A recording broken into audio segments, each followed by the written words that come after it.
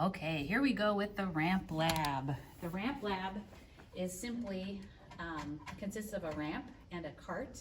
The ramp is very smooth, and in this lab I'm going to push a cart up the ramp and down the ramp, and I'm going to collect position time data for the cart. This cart is got sensors in it, and it will measure position time data. Via Bluetooth, it will send the data directly to my iPad. So to make that work, I'm going to go into... Okay, here we go with the ramp lab. The ramp lab is simply consists of a ramp and a cart. The ramp is very smooth, and in this lab I'm going to push a cart up the ramp and down the ramp, and I'm going to collect position time data for the cart. This cart is got sensors in it, and it will measure position time data. Via Bluetooth, it will send the data directly to my iPad. So to make that work, I'm going to go into Graphical Analysis, create a new experiment, go to Wireless Devices. That's the serial number of my cart. Just wait for it to link. And then I'm going to set this up. I want it to be manually started and stopped. And then I'm also going to zero my detector. So I'm going to call the current position of the cart 0. Okay, now I'm going to collect data. Now notice that to begin with, the position and velocity is 0. Now I'll give the cart a push. Graphical Analysis, create a new experiment, go to Wireless Devices. That's the serial number of my cart. Just wait for it to link. And then I'm going to set this up. I want it to be manually started and stopped. And then I'm also going to zero my detector. So I'm going to call the current position of the cart 0. Okay, now I'm going to collect data. Now notice that to begin with, the position and velocity is 0. Now I'll give the cart a push.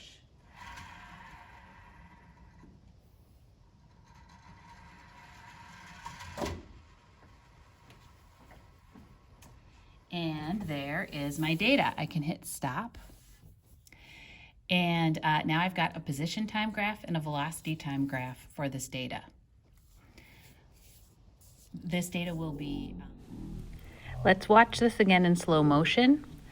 I push the cart. While I'm pushing the cart, it accelerates, but as soon as it leaves my finger, it begins to decelerate while still traveling up the ramp. At the very top, the velocity of the cart is 0. And it's at its maximum distance.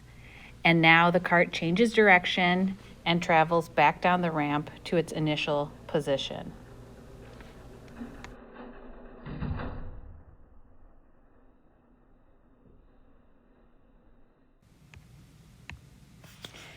So now we're going to analyze the data from our ramp lab, and we are going to create a position time graph and a velocity time graph.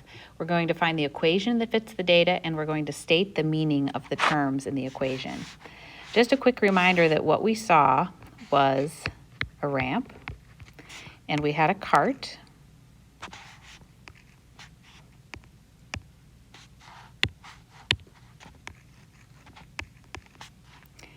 and the cart traveled up the ramp and back down like that, up and down. And so things that we would be able to determine about the cart would be the initial velocity. We would be able to determine how far up the ramp. So this would be our displacement. For half of the trip. Okay, and another thing that we're going to look at is the acceleration of the cart. At the top of the trip, I'll call it the trip, at the top of the trip, the velocity right at that point is going to be 0 meters per second. Okay, so let's switch gears and look at graphical analysis. And I've switched this from 2 graphs to 1. And I've honed in on a portion of the graph. And what I want to do here is actually change my range a little bit, this gray area. I'm going to change it so that the graph, the dark blue or the bold blue kind of just touches the x-axis. See how close I can get there. Okay. And the way that I got this was by clicking this lower left-hand corner and applying a curve fit. And I chose a quadratic curve fit, not a linear. Screenshot. I'm going to send it to Notability. Okay, I'm going to add it to this note that I'm working on. Okay, we'll do it that way. There it is. Okay. Eek. Make it a bit bigger. Okay, so I can see written here that this is a quadratic equation, and they've written in the corner y equals ax squared plus bx plus c, and then it's up to me to plug in the numbers. Y equals negative 0.135 x squared, so there's a, plus 2.687, that's b. And now I want to think about c for a minute. I want to think about the moment I let go of the cart. And the moment that I let go of the cart happens right there. And so if I could take my whole x-axis and shift it over, then my y-intercept would actually be 0. So I'm going to modify this and say that my y-intercept is 0.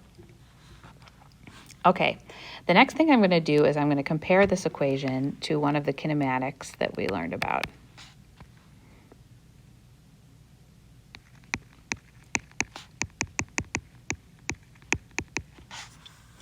If I take the equation that I just wrote, I would say that delta x equals 2.687 meters per second times delta t plus, okay, let's think about this 1/2 a for a second.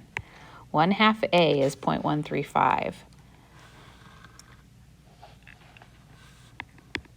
That means that the acceleration itself is twice 0.135, it's 0.270.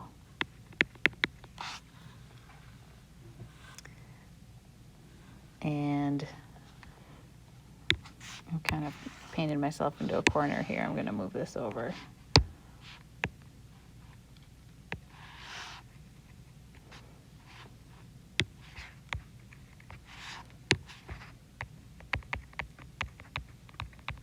There we go. So there's my equation for the motion of the cart as it travels up and down the ramp. So what could I determine from this? I got that my initial velocity is 2.687 meters per second, and I got that my acceleration was negative 0.270 meters per second squared. Pretty cool. Another thing I can glean from this graph is I can tell how far up the ramp this thing got, the cart got. So I should have made that just a bit taller. There we go, right about there.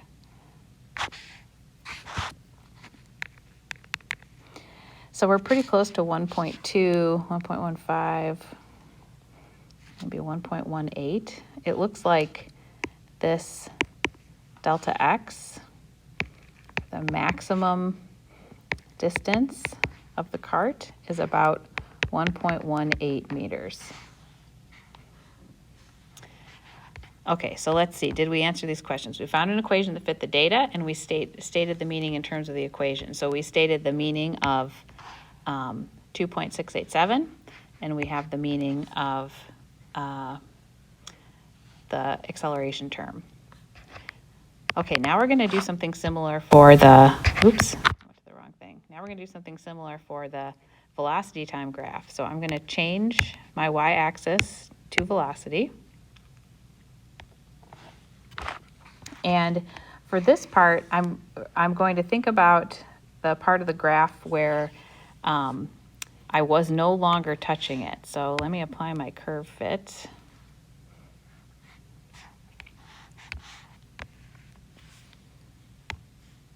So I'm going to have to adjust my range. My range is too big here. I want to start at the top corner and go down to the bottom corner like that. All right, that is looking good. And then I'm just going to zoom in a little bit.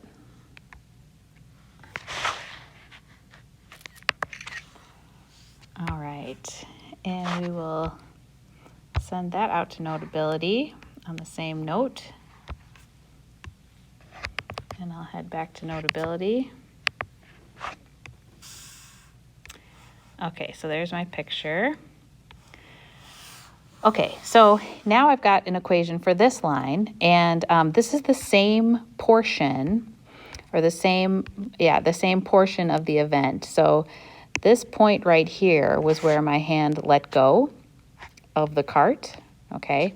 So if I was pushing it, I've let go and the cart has just started its journey up the ramp. That's that point, and it's also that point. Notice, by the way, this is at about 7 seconds. Yeah, here it's at about 7 seconds. Okay, so let's get our equation here. So this is a linear graph, so it's y equals mx plus b, and then I'm going to plug in the values. Y equals negative 0.269 x plus 2.676. And now I'm going to convert this into a kinematic that we recognize. So this is a velocity, well, I guess it says it right there, versus time graph. So what have we got here? We've got that final velocity equals acceleration times time plus initial velocity. Final velocity equals negative 0.269 meters per second squared times delta t plus 2.676 meters per second. All right, we'll check it out. We've got a value for acceleration. Acceleration is negative 0.269 meters per second squared. We've got a value for initial velocity. It's 2.676. If I go back up here, I've got those values. Here we go. I had 2.676 and I had 0.269, but I'm darn close with those two values. They match. The final thing that I'm going to do is I'm going to try to get this number of the maximum distance up the ramp. And to do that, I'm going to find an area. So I know that this area, this triangle,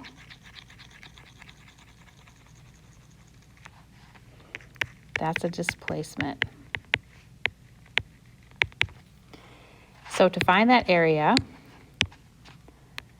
I need the base, I need the base of the triangle. And delta t is, let's see, let's start about here, 0.68 seconds. This is about 0.98 or 9.8 seconds and 6.8 seconds. So the delta t is about 3 seconds. And then the height,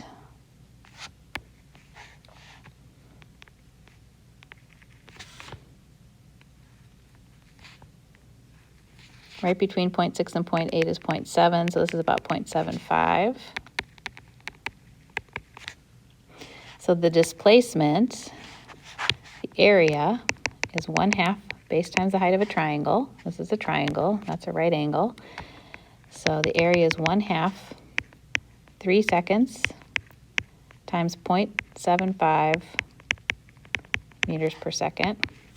And what do we get?